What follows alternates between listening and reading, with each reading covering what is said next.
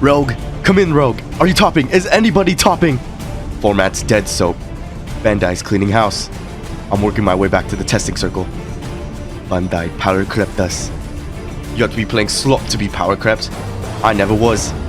Ikarlikar, have you solved the format in the east? Da, and for now I'm not the only one. You have ace players on one side, emu players on the other. We'll have to tech for both of them then. Or sleeve up UP. Either way, I'll see you in global release, my friend. What's up? I'm DenimTCG and we're back. OP13 is right around the corner, and you know what that means. If you know anything about me, that means I'm sleeving up Purple Luffy. With Ace and Emu in the meta, it seems like the best decks want to really play for their late game. And someone who's really fast at playing for the late game is Purple Luffy. If you know anything about Purple Luffy, you know that with Ram cards, we're one of the fastest decks to get to 8 Dawn in the entire game. Especially now that we're getting the dog. What I wanted to bring you today is like a little play-by-play analysis slash guide where you kind of learn with me how to play the Purple Luffy matchup into the 2 best decks in the game. Normally, I feel like I would do like live sim gameplay, but I feel like I can't really think on the fly to really just explain what I want to do. So I think it's a lot better if I'm explaining it from the future. But enough rambling, let's just get right into it. So if you've been hearing anything about the Purple Luffy community, you would know that we're going back to a style we like to call PCP, aka Perferct Curve Pluffy. Wait, but what the hell? Purple Luffy has been using like Luffy Taro for the past at least 4 to 5 sets. What's going on? What's Purple Luffy? I get it. If you're a new player, you're probably not used to the word Perferct Curve Pluffy. And for that, I'd have to give you a quick history lesson. Perferct Curve Pluffy. A lot of people like to think that Purple Luffy is just a Luffy Taro deck. For what felt like an eternity, we had nothing. No Zorojuro, no Usohachi, no Gum Gum Giant. He does quite a bit better into Katakuri and Enel though, but then he has a glaring weakness to aggressive red decks due to and it's black and yellow. All the other stuff are comfort picks or maybe some new gimmicks. Quick results, but yeah, the leader I think kind of falls off for this meta, unfortunately for it. It's not in a good spot for it.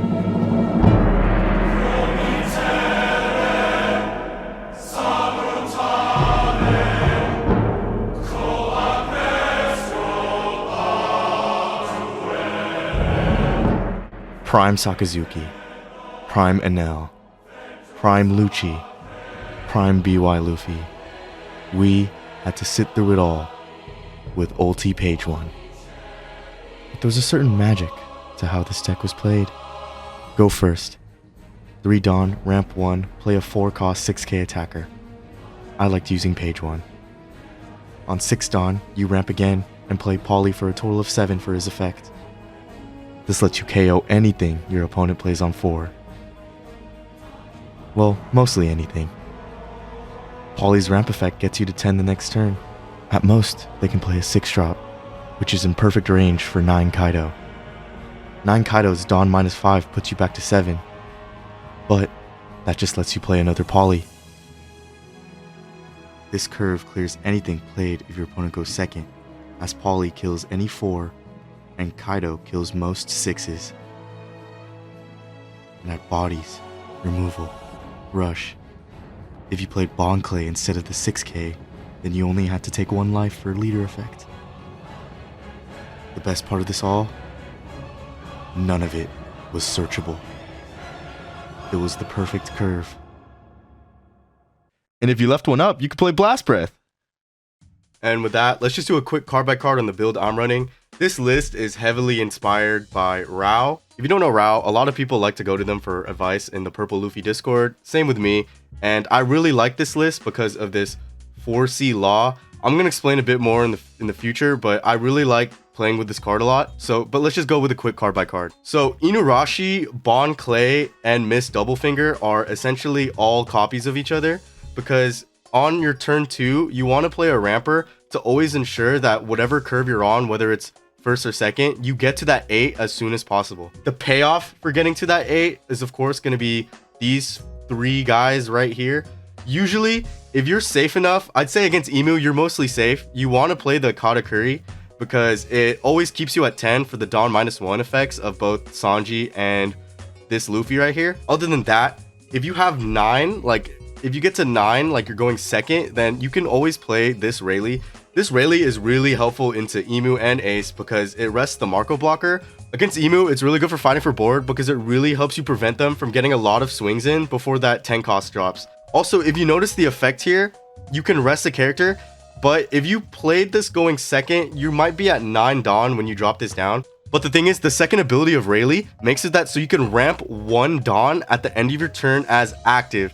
I think that's really, really huge because if you know anything about Purple Luffy, then you know that we're Gum Giants spamming all day, every day. And once you get to that like 8-9 Dawn curve, it would be kind of awkward to Gum Giant again because you're just going to go back to 8 and 9 because of the Dawn -2.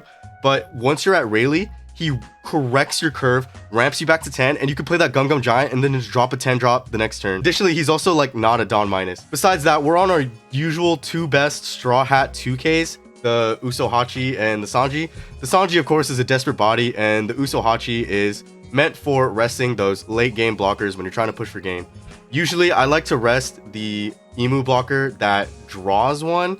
I'm gonna get his name later. You want to basically prevent him from getting a free block and a free card in hand. Since Emu thins their deck a lot, that draw can mean the difference between life or game, especially if they like high roll into a counter event. The 9 cost Luffy's replace themselves in hand. It's pretty good, keeps your hand size healthy, and that comes up in a clip later on where keeping like a decent hand size of 6 really helps me in the Ace matchup. Besides that, this Luffy is really good into swinging for Ace because Ace is a 6k, and if you remember anything from the Blue Purple Luffy, swinging 10 into 6 is really good. Then we get to like those medium bodies, 2 Law blocker. So the Law might not be favored into a lot of people because you can't really play it early. It Dawn minuses you early, and like I said, you want to get to that 8 really, really fast because you're the fastest 8 in the game. Also, if you play it too early against Emu, you kind of just set up their trash, and Emu likes that 7 trash requirement. Also, it just gets it's a Marcus Mars victim, so I don't really play it that early at all.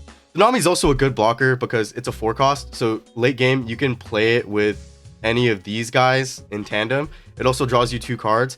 The only problem is a lot of aces now are playing the red 9 cost Newgate. That card eats this card for breakfast because if they just play another I Am Whitebeard, they can attach the Dawn for free, and that fulfills the effect of KOing this Nami. And of course, we're on the reason why PCP is good this format. Magellan has 3 major uses. It gets Ace off of their I Am Whitebeard event. It gets Emu off of 10 Dawn for their 5 Elders. And against Roger, you can either prevent him from going to 10 or late game. Sometimes if I have a board full of like massive bodies, I just play the Magellan to turn them into a 5k leader. And if they don't account for that, they're just not going to have enough counter. And last but not least, we have Divine Departure. No use in running the other one, Gatling, because you're not going to really rely on the trigger ramp since you're running 12 copies of Bond Clay essentially. You can give something minus 8,000 power at the cost of 5 more Dawn. So that basically fills in 2 slots at once against the green matchup. Because if you remember anything about green, they're really good at protecting against removal. Like sometimes Bonnie players would play the Tashigi and it protects the Cavendish, and it gets really frustrating to remove it with 9 Mom. But with Divine Departure, you can use this card to reduce power, and since you have big bodies on the field really early, you can just basically turn it into a destroy a character. I know what you're thinking. You probably saw another build winning in Japan with searchers in it, like the new Nami searcher and Zorojuro. I like Zorojuro and I like consistency because sometimes this deck, the problem is you don't draw into the Gum Giant. Just like Purple Curve, you have to perfect curve into everything. It's not necessarily high roll if you look at these ratios, but it does come up sometimes. So every now and then, getting that search for Gum Giant off the Zorojuro, the Nami, especially with a Nami trigger, is really clutch. However, in my opinion, my favorite card into Emu is this Rayleigh, and you just have to be really careful if you're playing searchers because since it's a Roger Pirates card, Nami and Zoro can't search it. So if you need it in the matchup and your hand's not looking the best. Same with Katakuri. This was kind of the problem with Law Searcher back then. You would just play the Law Searcher, and then sometimes you just bot deck your Katakuri in a matchup you would need it.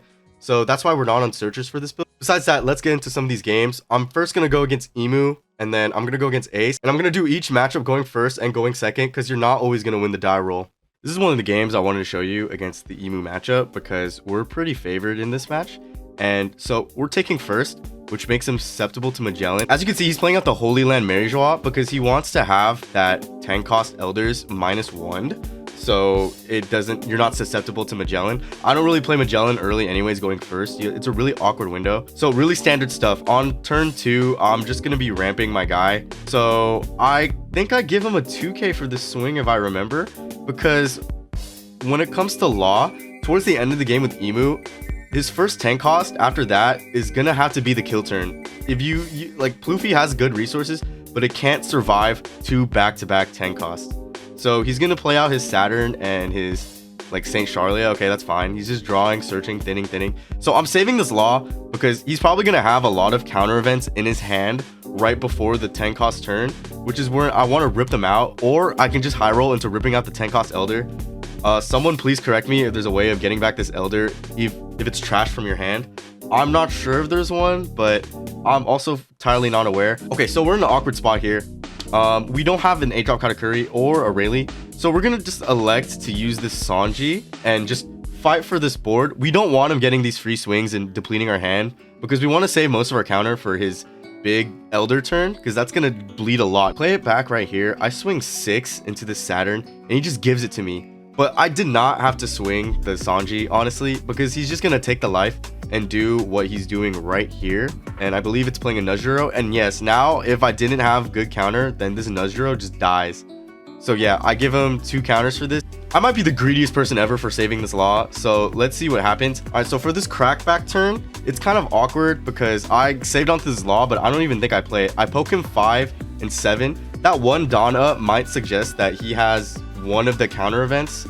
I should be checking his trash to see if he's in range for this, but he probably is. Yeah, he gives me the counter event here. So what that tells me is he has to deplete his hand if he wants to save this Nuzuro after the Luffy swing. And it's great to remove Nuzuro like we do here, because you don't want him getting free swings, especially since he's able to reduce your board. And since Emu can just play these Elders out for free, it's going to be really difficult. So yeah, I give him the 1k here for the counter. I want to save this Sanji. I want all of my swings towards the end. And yeah, he swings 7 in here and he's showing me 1 up, so that means he probably has another one. I am greedy as hell. I give him a 0 cost for this just so I can try high rolling this Law. It's not time for the Elders yet, so he's probably just looking at his counter right now and seeing what he can do, trashing, searching. All right, next turn now. I've been holding on to this Law forever, and I'm just gonna try to see what I can rip here. Even though it increases his trash, since he's searching for these like counter events, I want to rip out counter events or the Elder. You see, I got a 2k and a counter event, so that means his hand is gonna start starving for counter. I poke 7 here, see if he takes. Okay, he just gives me 2 and 2, which is absolutely fine by me. If he goes crazy into one of my characters, I have the Law blocker as an insurance policy. So what I think I'm gonna do now is to just try to put him to 0. So I test 7 again, because I know I'm not gonna die next turn with 3 life. So I go 7 again with the dog. So now I can just afford to be greedy. I can just swing 10, put him to 0. He's not gonna kill me anyways. I take a life to have more in hand for Gum Gum Giant. And now, even if he Elders me right here, I'm 90% sure I don't die. Okay, so he's gonna think of an attack for Nuzuro. Kills my dog. Sure, I'll let the dog die. Whatever. Plays out the 5 Elders. As you can see, we are here at the quick time event. He's gonna 5 Elders me, but it doesn't look like he has much left for count. 2 cards in hand, so it's probably just a numbers game if he can't do anything to my board. Also, since I took my life and added a card to my hand from the top of my life, you see I have a Sanji. So not only is his hand starving for counter, but I have this Sanji here ready to rest like his blocker that draws a card, which I'm pretty sure is exactly what I do. Okay, yeah, I just take, because I'm not gonna die to this board like at all. Only one thing has rush. This is why we need it. So it's pretty sure it's always the War Curie here. So return 0 Dawn, we don't need it. Rest the one that draws a card just so we can always keep control of their hand. Swing 7, he either gives me his entire hand for this. It's pretty much game, because, you know, gives me his entire hand or a blocker. Okay, gives me his entire hand. Swing 5, he gives me blocker. And that's it. The rest is just, I win the game here. So this is what I kind of mean, where you have to set yourself up the entire game. All right, now here's for a game against Emu going second. Still sort of favored, but of course he didn't want it. I mulligan my hand to see if I can get a Magellan or a Ramper. I don't get either, so that's kind of unfortunate. But they still marry Joie, because I could still Magellan them off of 9. I don't know why. I think the other stage would be better here, but that's just my opinion. So the thing about going second, you're rewarded with a few luxuries. 1, just like you see here, you get to take 1 extra hit and still ramp to 8 Dawn. And 2, you actually, a Ramper is always good, but you don't necessarily need it, because going second with 2 leader abilities, you're always going to get to 8. And as you can see with my hand here, I have the categories for it. So I'm not in that many, I don't need to play this double finger in my hand. The Marcus Mars kills my guy, right? Sure, whatever. I plan for it. Give him the easy counter. Not being that greedy today because his hand size is pretty low right now. Give me a turn ahead. Now we have to bleed him for what he's got on his board. Swinging 8. No counter event there. That's an easy 4K unless he doesn't have much in trash. Like I said, you should be checking your emu's trash a lot. It's like public information. Always maximize your public information. All right, so we counter out of both of these, so that's good. So we do the double kata setup just so we can save up on counter. We can take these blocks. They're not going to be too big. He's going to swing 5. So this tells me that he's either going to nudge Joro me. I have 2 katas. Maybe I shouldn't have given that 1K here. And there it is. With Mary Joie, he hard plays out his 5 elders. All right, my turn now. So I need to put him in a scenario where it's going to look really bad if he can't kill me after this first 5 elders turn. It's a great thing I have 2 Katakuris up, because I'm going to have to deal with one really big hit, whether it's on my board or to my face. So I think it's just a standard tap out 6, 8, 8. And then I just play another loop. I play a Luffy here. All right, so I think he's going to give me the block here. That's totally fine. That's less swings because he's just going to tap it out before he uses the effect. I have double Katakuri 0 cost event and 2 2Ks. So I'm pretty sure I poke 6 and then tap out because I know I'm going to have enough counter for whatever he's going to throw at me. I'm pretty confident. Nudge Juro can only reduce one thing. So whatever Nudge Juro doesn't reduce, you can just tank it with the other one. And okay, he's going to swing this 12 to life. I'm just going to take it. I don't think I'm in a threat of dying. I have double Katakuri on this field. So here's where it gets kind of scary. Since he hard played it, he has all the Dawn to work with and the value of a full Emu setup board. So we're just gonna have to go through these numbers. It's always a numbers game. It's a like Emu Ace, they're so resource intensive. So yeah, he swings 5, easy 1K, easy 1K, easy 1K. What does he swing with Najuro? Okay, so I just take the free block with the 6, or sorry, the 8. All right, trashes it to draw card, plays another one. From the future right now, okay, so I guess I'm doing this test swing 8. Maybe I try the rest with the Sanji first, but let's see. Okay, so he gives me 2 2Ks for this 8. I'm gonna swing 8 again. This is kind of a misplay. If I'm going for game, I should always rest this War Curie so he doesn't draw a free card, because like cards are everything when you're going for game. So I swing him this 8. He should block this, but I don't think he's blocking this. All right, looks like I'm tapping out in a really weird order. I play the 3rd Katakuri. We're in a triple Katakuri setup. I'm telling him I'm not dying today. I got Gum Gum Giant, 3 2Ks, and 3 Katakuris. Good luck. All right, quick time event number 2. Gives me that first 7. That's a free block, I'm pretty sure. So the reason why I'm hovering over his characters is I'm pretty sure he's just going to swing out here. Yep, he swings out the 8. I either give him the free Gum Gum Giant hit. Like 8s are really good for Gum Gum Giant because you just refill your hand and you counter out of the thing.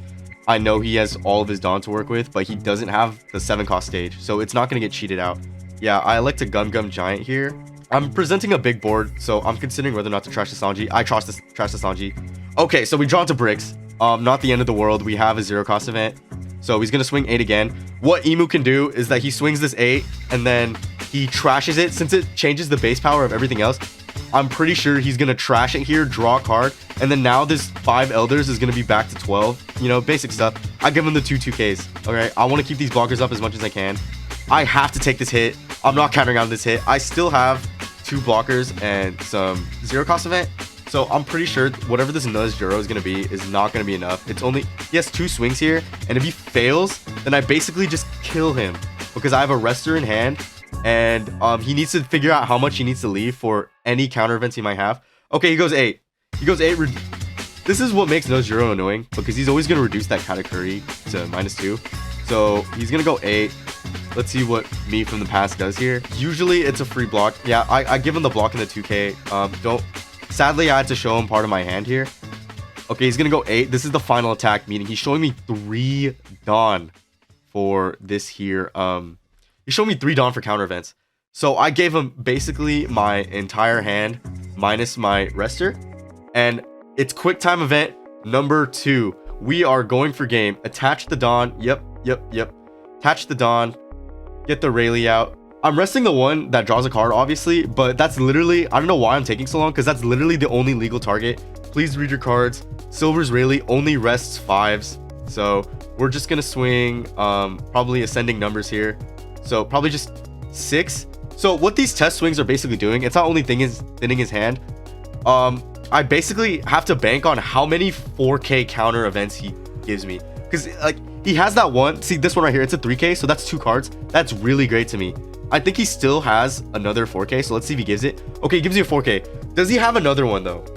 I don't like to swing Dawn. I'm gonna rest 9 because that's a 4K event and a blocker, or it's a blocker, 4K event, or 4K event and a card. Okay, so it gives me a 3K and a 2K. He gives me his whole hand, so we just win. We just win right here. And that's basically the Emu matchup, and you just have to prepare yourself for like these quick time event turns. That's what I'm just gonna coin this phrase. It's a quick time event turn. You have to kill him now or ensure your survival. I elected for the first time ever to ensure my survival with a 3rd Katakuri. It's really rare I get 2 Katakuris anyways, so I dropped the 3rd Katakuri. That's not always my plan. It's just Pluffy is a lot of fundamentals and kind of reading your moment and knowing when or not to overextend, trying to read your opponent's intentions. If you like listen to like my mental jargon and all my yapping I've been doing this entire game, I'm basically putting myself in my shoes from the past and trying to think about what my opponent wants to do to me. You cannot be in the reactionary seat with Luffy. You always, with your fast ramp and like big characters, you want to be the one driving the car. And if you're not driving the car, then you're gonna crash. Alrighty, it is time to take a look at what is definitely the most difficult out of the 2 decks for Purple Luffy. This is the Ace matchup. So we have a pretty ideal hand. Gum Gum Giant for the late game. Look, you're not searching it, so it's good to see it early. You have the dog to ramp as your turn 2 ramper, and it also is really good into Ace because Ace wants to have those 1 drops sticking to the field, because since he's going second on that 6-on turn, that's the perfect window to play his Jozu, and Jozu bounces back his searchers to maybe bounce back one of your Bonclays or Magellans or blockers. I don't like playing Magellan until later in the game versus Ace. So yeah, really standard stuff. Ramping on turn 2 so we can ensure that we can play this Katakuri next turn. So for Ace right now, this is prime real estate to play this Marco down. Oh, but he plays the Searcher. So the Searcher is really good for us. Less drawing cards, of course, with the Marco. He misses it. All the card draw in the world, and he just didn't get his Marco. Gets it now. This is probably coming down next turn. If not, he's going to play another Jozu. But the Jozu wouldn't do anything because he's not going to put a dog in my hand unless it's like the only time they're ever forced to play the Jozu is if you play a Bonclay, because you don't want that sticking for like that long. Okay, so I get a Magellan. I have everything I need for this late game right now. I have a small blocker, a bunch of 2Ks, a Katakuri, and a resting Rayleigh. So I just play the Katakuri. So what is kind of a misplay here? I put myself in prime window to just straight up either get red rocked or get pudding. So he's gonna swing 8 here. I know it's an easy block in a 1K, but I'm gonna give him 2 2Ks because since he's showing 4, I don't want him hitting a pudding on me, because like my hand right now, I really like it. I have what I need, so I don't want this shuffle back in my deck. So there you have it. I have the 8, and now I can play either the Rayleigh. But see, I'm attaching this 1 Dawn, and I'm thinking to myself, okay, this Marco may have been late, but that was his 6 Dawn turn. So next turn, it's the quick time event. He's gonna play his first target from I Am Whitebeard, because like you should always assume they have that in hand. They're running 4 of, and they're running a bunch of targets for it. So next turn is the I Am Whitebeard turn. So I'm just gonna swing 6 and 8. He's gonna draw 2 here. Maybe a misplay. Maybe I go for the rest. But just to be sure, I'm gonna Magellan him instead. Put him off the curve for this 8 cost event, so it comes out a turn later, and I can build my board even more. I elected to pitch the other Nami in my hand there. I don't know if you noticed, because I wanted the Rayleigh up in case he plays another Marco. Okay, so he's gonna drop his Yamato. That's probably one of like the characters I want to see here. So easy block, easy block. Sadly, don't have any 1Ks. All right, so we've been at turn 10 for a while. We're really in the thick of it now. So usually, I like to say that you want to reduce these free 6K, 7K swings that Ace puts down on the board. You want his main swings to just be his Whitebeards, because sometimes if he's just playing the blocker, he has to rest his blockers to get some attacks in.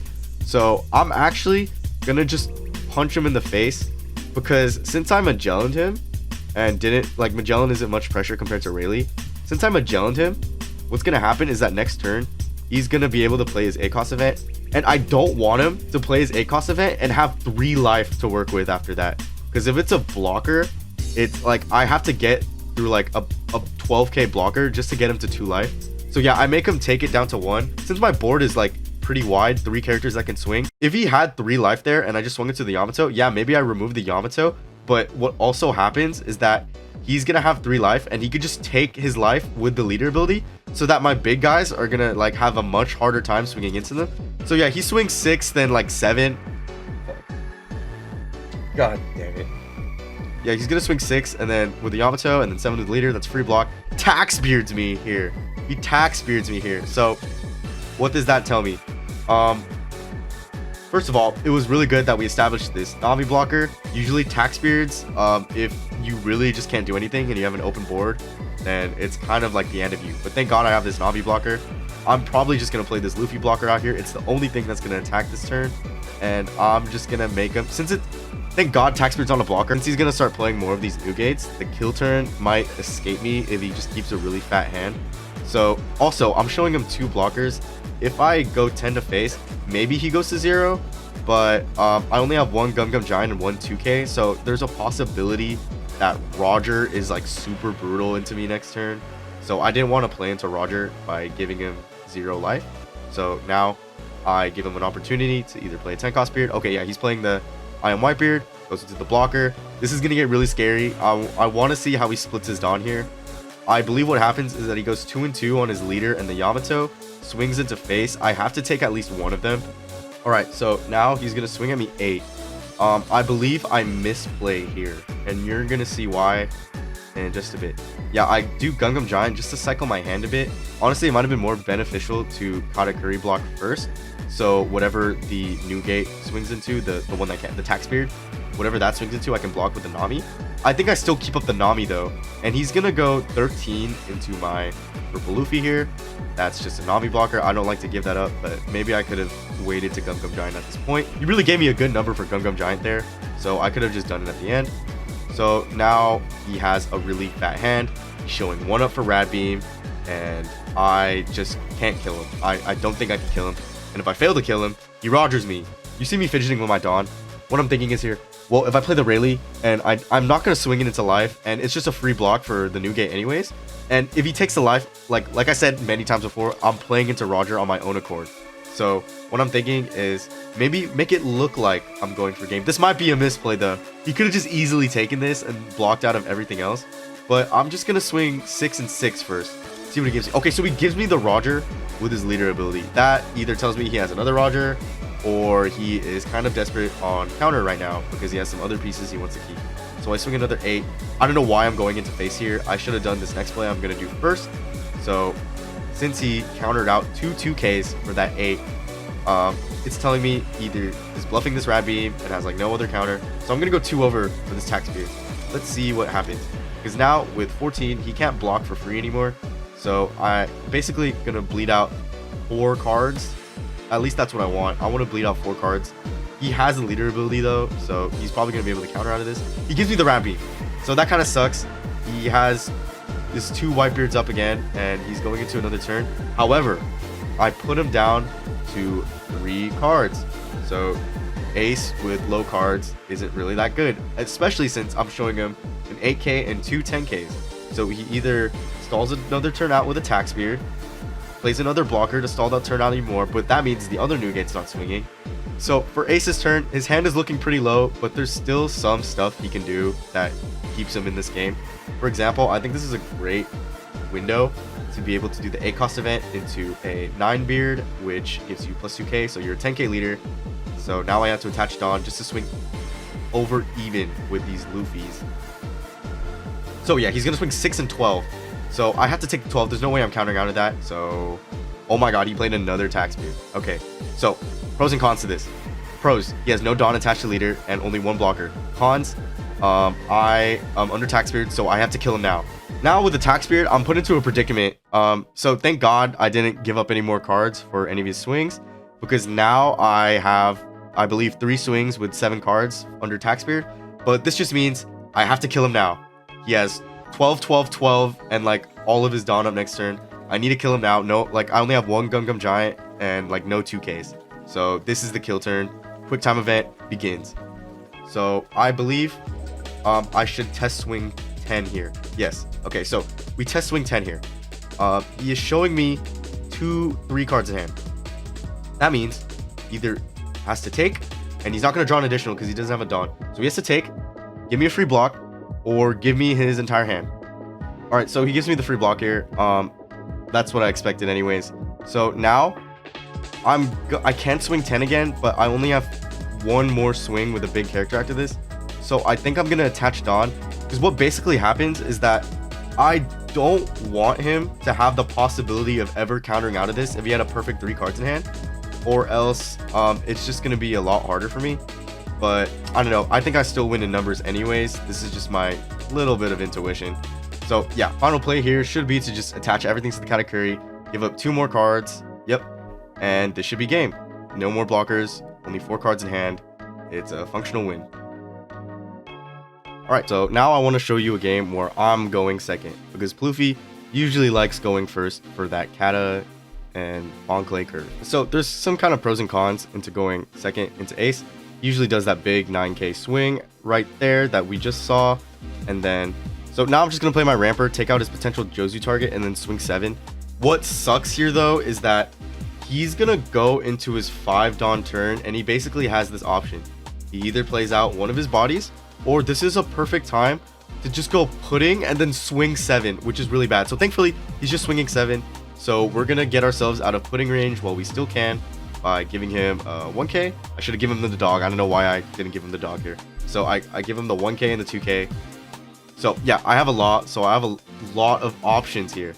My best bet is, since we're going second, we have the added benefit of attaching 1 and playing Rayleigh, because since you ramp twice and you use 1 ramper card, you get to 9 on your 3rd turn.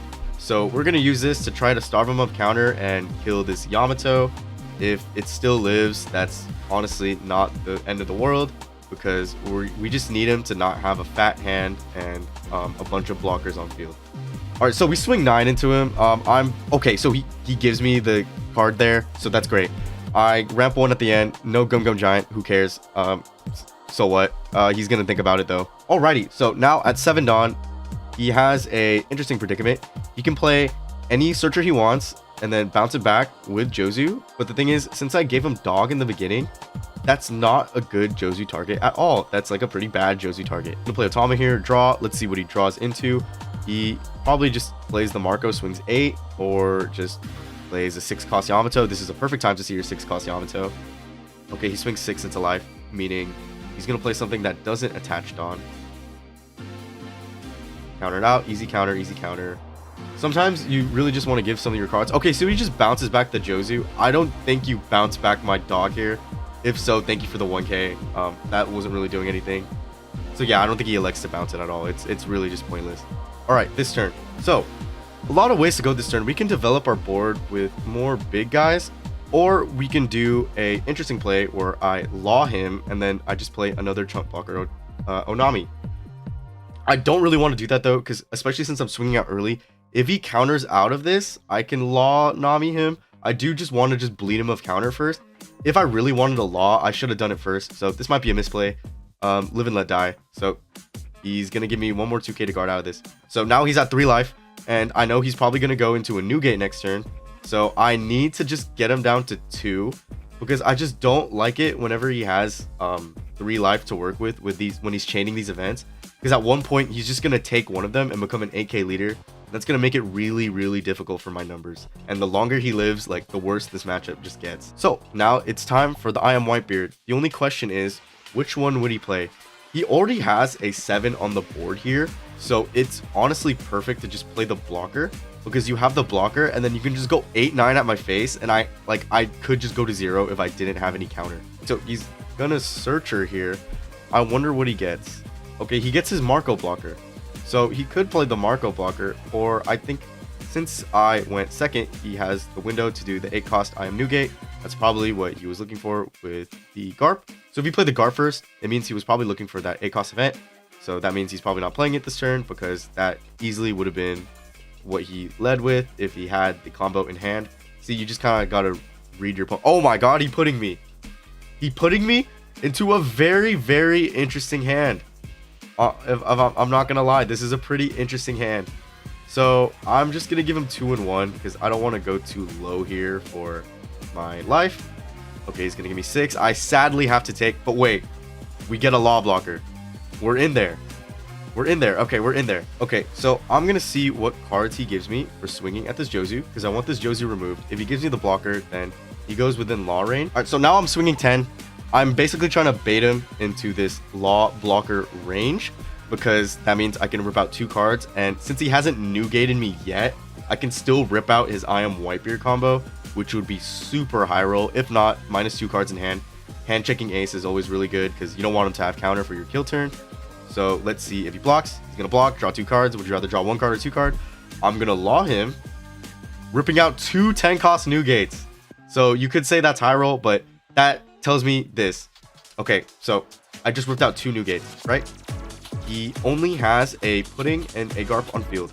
So even though I don't have a Gum Giant, I'm just gonna poke him for 6 and then play his Bonclay, and then I'm just gonna stop it right here. This is honestly one of my favorite things to do against Ace, especially if they don't have a board because you've been clearing it with your big guys. This is why I say sometimes clear their free swings with your big guys. So with this setup, the only thing I would really just die to is a Tax Beard, because at this point I only have 3 cards in hand. But this setup is really funny because I have the law blocker to be able to block any swing. He's gonna do a rush. He might play the 6-cost Yamato, who knows. But I basically tell him, look at this board state, you don't have a new gate, and now if you drop a new gate, I have this Bonclay to just straight up copy it, and you're gonna take a 12 swing. And you're either gonna, save your blocker for that 12 swing and take everything else, or I'm just forcing him into a really uncomfortable situation where I might just close it out for game. This is why I love Bonclay so much in the late game versus this deck, because since they're gonna start chaining these new gates, they have to think if they can take these 12 swings. 4 cards in hand. If he plays Roger here, I only have to 2k it because he's only gonna be able to swing 6 and 13, so I like those odds. If he plays a Edward Newgate, like I said, it's getting copied by Bonclay. So what happens next is really just up to what are these 5 cards. Alright, so he's going to play his 9-cost Whitebeard. This is going to get him to 8. And he's going to add 1 more to swing 9. He swings 9 to face. Okay, this sucks. This really, really sucks. So I think with this 9, I totally accept that I'm about to go into a kill turn. He's only 4 cards in hand after this, and even though he's an AK leader, I have some big guys and Bonclay to copy this. Thankfully, if I live another turn, this law is not susceptible. So thankfully, from that last life, I got a Nami. So that's just some perfect curve magic right here. I'm going to test swing 10 just to see how real his hand is. Yeah, he's going to draw 2 more cards. I'm 90% sure I just split Dawn all the way until 5, where I can play a Nami, forcing him to use his Edward Newgate swing first. And I might just have to high roll into a Gum Giant. Let's see what he gives me for this 10. And we win. We win because he didn't think he had enough counter left. All right, that is all the sim gameplay and insights I can tell you right now. If you have any suggestions on what I might have missed as a misplay or what I could have ordered differently, feel free to leave it in the comments because I'm trying to start a Purple Luffy community.